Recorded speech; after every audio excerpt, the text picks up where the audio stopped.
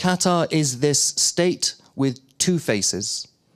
Firstly, we have rich Qatari individuals funding Al-Qaeda because they want to help people blow people up. The second one is with Qatari charities.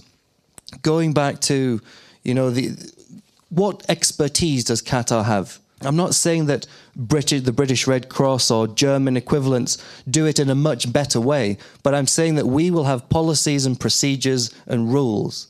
And the third thing is state policy. If you think Hamas is a terrorist organization, done. Qatar supports Hamas. It's very open and obvious. So if that's the top and the bottom of the question, that's all there is to say. There is also the Jabhat al-Nusra, where we should criticize Qatar's modus operandi. When these states were sort of founded, or began to be founded after the Second World War, under British sort of tutelage, if you will, the 50s, the 60s, they needed to build everything. They needed to build every ministry of state. They needed to build everything going from an education system to a court system. Where does the expertise come from?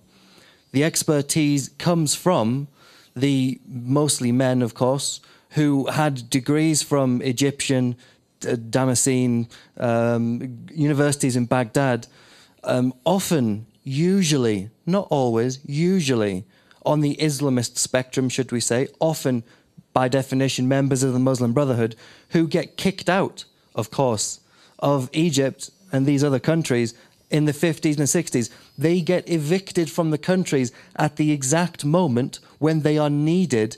They need the physical people to tell them how to build an education ministry. And that's what the Egyptians do. That's originally why Qaradawi came over.